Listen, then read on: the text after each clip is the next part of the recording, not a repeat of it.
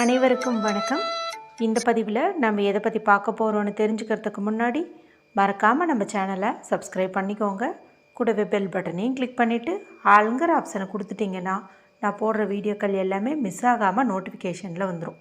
இந்த பதிவு ரொம்ப ரொம்ப முக்கியமான பதிவு அப்படின்னே சொல்லலாங்க. எதை பற்றிய பதிவு அப்படின்னு பார்த்தீங்கன்னா, இன்றைக்கி ஜனவரி மாதத்தின் 31ஆம் தேதி, தை மாதத்தின் 18ஆம் தேதி நிறைஞ்ச வெள்ளிக்கிழமை. இந்த வெள்ளிக்கிழமை அப்படிங்கிறது சாதாரணமாகவே ரொம்ப ரொம்ப சக்தி வாய்ந்த ஒரு நாள் அப்படின்னு சொல்லலாம்.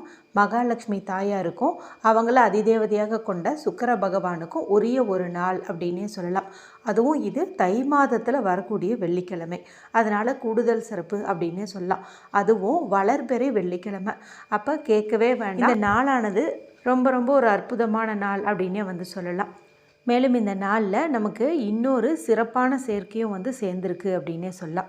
அது என்ன சேர்க்கை அப்படின்னு பார்த்திங்கன்னா, இன்றைக்கி 99 அப்படிங்கிற சேர்க்கை அமைஞ்சிருக்குது.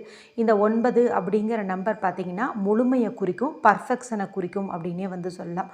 நவசக்திகள், நவ கிரகங்கள், நவராத்திரி, நவ தானியங்கள் அப்படின்ட்டு எல்லாமே 9 அப்படிங்கிற எண்ணை வச்சு தான் சொல்லுவாங்க. ரொம்ப ரொம்ப அற்புதமான ஒரு எண் அப்படின்னு சொல்லலாம். செவ்வாய் பகவானுக்கு உரிய ஒரு எண் அப்படின்னு சொல்லலாம். இது எப்படி இங்கே சேர்க்கையாக உருவாகி இருக்குது அப்படின்னு பார்த்திங்கன்னா, இன்றைக்கி நமக்கு தை மாதத்தின் 18ஆம் தேதி. இதில் வரக்கூடிய 1ஐயும் 8ஐயும் ஆட் பண்ணிங்கன்னா உங்களுக்கு 9ங்கிற நம்பர் கிடைக்கிது. அடுத்ததாக பார்த்திங்கன்னா, இந்த வருடமானது 2025ஆவது வருடம். இதில் வர 2ஐயும் ஆட் பண்ணிங்கன்னா உங்களுக்கு 4ன்னு கிடைக்கிது. 4 + 5 9 அப்படின்னு கிடைக்குது. இது ரொம்ப ரொம்ப சக்தி வாய்ந்த ஒரு நாளாக இருக்கிறதுனால இந்த நாளில் ஒரு குறிப்பிட்ட தீபத்தை யார் ஏற்றினாலும் சரி அவங்களுடைய வம்சத்திற்கே கோடீஸ்வர யோகம் கிடைக்கும் என்பது குறித்து ஒரு பரிகாரம் நேற்று இரவு போட்டிருந்தேன். அது தீபம் ஏற்றக்கூடிய முறை குறித்து இருக்குங்க. சுத்தமாக இருக்கக்கூடிய பெண்களாக இருந்தீங்க அப்படிங்கும்போது இன்றைக்கி மறக்காமல் அந்த தீபத்தை ஏற்றி பாருங்கள்.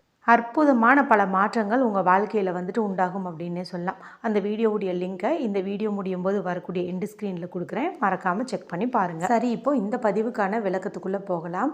இப்போ நான் சொல்லக்கூடிய இந்த பரிகாரமானது பல வருடங்களாக உங்களுக்கு இருக்கக்கூடிய ஒட்டுமொத்த கடன் பிரச்சனையும் நீக்கக்கூடியது, கஷ்டங்களையும் கவலைகளையும் போக்கக்கூடியது, நல்ல ஒரு செல்வ வளத்தை வாரி வழங்கக்கூடியது அப்படின்னே சொல்லலாம்.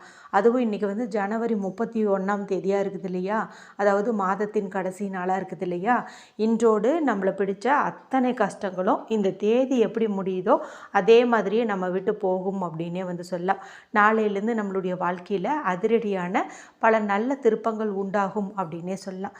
இதை செஞ்ச கொஞ்ச நேரத்திலேயே உங்களுக்கு நல்ல ஒரு பாசிட்டிவான எனர்ஜி, வைப்ரேஷன் இதெல்லாம் கிடைக்கிறதையும் நீங்களே உணர்வீங்க.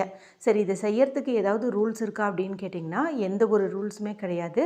ஆண்கள் பெண்கள் யார் வேண்டுமானாலும் இந்த பரிகாரத்தை செய்யலாம். மேலும் பெண்கள் பீரியட்ஸ் டைமில் இருந்தாலும் தாராளமாக செய்யலாம். பிறப்பிறப்பு தீட்டு இருந்தாலும் தாராளமாக செய்யலாம்.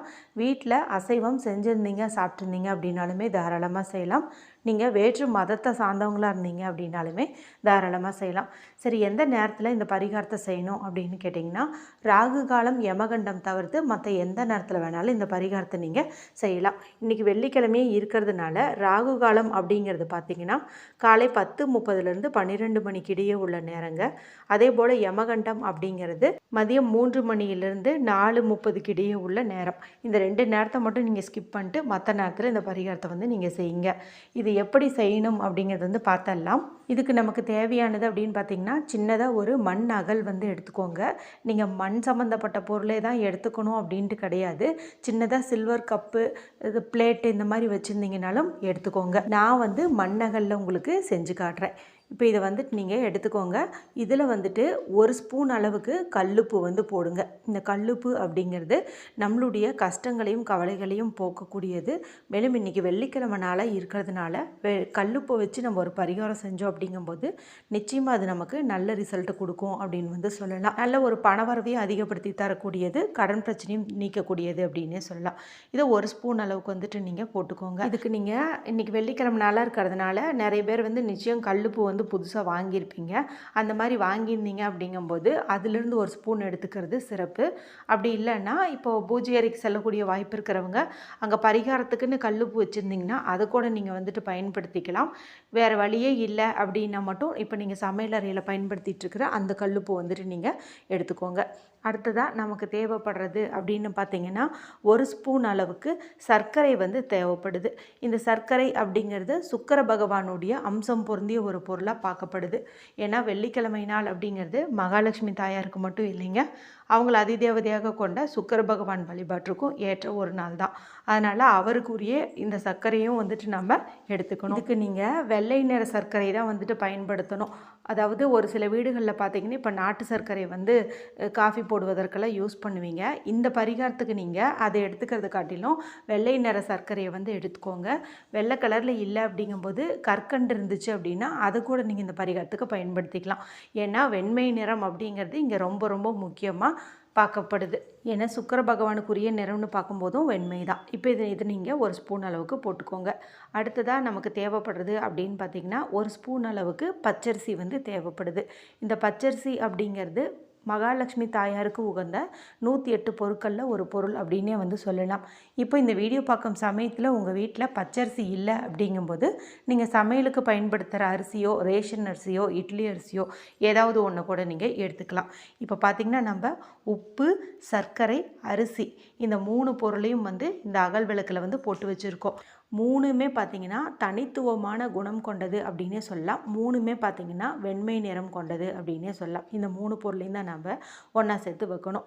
இப்போ சுத்தமாக இருக்கிற பெண்களாக இருந்தீங்கன்னா இந்த மண்ணகலை நீங்கள் பூஜை அறையில் கொண்டு போயிட்டு வச்சிடணும். வச்சுட்டு அங்கேயே உட்காந்து எனக்கு இருக்கக்கூடிய இந்த கடன் பிரச்சனை, கஷ்டங்கள் எல்லாமே இன்றோடு தொலையணும், என்னை பிடிச்ச பாவங்கள், சாபங்கள் எல்லாம் நீங்கி என்னுடைய வாழ்க்கையானது நல்ல ஒரு புது ஆரம்பத்தோடு நாளையிலேருந்து தொடங்கணும் அப்படின்னு நீங்கள் மனதார வந்து வேண்டிக்கோங்க.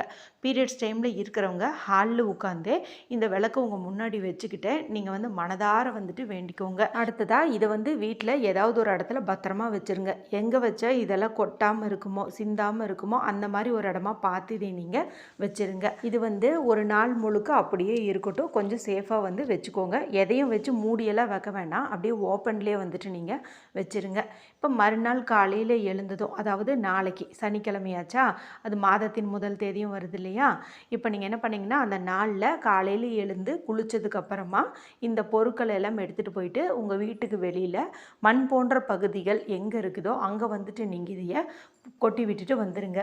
நீங்கள் இப்படி போட்டு வச்ச இந்த பொருட்களை பார்த்தீங்கன்னா எறும்புகள் வந்து சாப்பிட ஆரம்பிக்கும், சிறு புழு பூச்சிகளும் வந்து சாப்பிட ஆரம்பிக்கும். இது போல் வாயில்லா ஜீவன்களுக்கு நம்ம உணவளித்ததாலேயே நம்மளுடைய பாவங்கள் எல்லாமே வந்து தீர தொடங்கும் அப்படின்னு சொல்லலாம். எந்த ஒரு வழிபாடும் பரிகாரமும் தானத்தில் முடியறது தான் முழுமையான பலனை வந்து கொடுக்கும் அப்படின்னு சொல்லலாம். அதுவும் மாதத்தின் முதல் தேதியே நீங்கள் இது போல் வந்துட்டு தானம் செய்வது நல்ல ஒரு செல்வ செழிப்பை ஏற்படுத்தி தரதோடு மட்டுமல்லாமல் இது வரைக்கும் உங்கள் வாழ்க்கையில் பல நாளாக பாடாய்படுத்திட்டு இருக்கிற கஷ்டங்களையும் கடன் பிரச்சனையும் நீக்க வகையிலே இருக்கும் அப்படின்னு சொல்லலாம். நம்பிக்கையோட ஒரு முறை இந்த பரிகாரத்தை செஞ்சு பாருங்கள், நிச்சயமாக நல்ல ரிசல்ட் வரதை கண் கூட பார்ப்பீங்க. வீடியோ குறித்து ஏதாவது சந்தேகங்கள் இருந்துச்சுன்னா கமெண்ட் பண்ணுங்கள். பிடிச்சிருந்தால் மற்றவங்களோட ஷேர் பண்ணுங்கள், லைக் பண்ணுங்கள். மற்றும் ஒரு பயனுள்ள பதிவில் உங்களை சந்திக்கிறேன். நன்றி, வணக்கம்.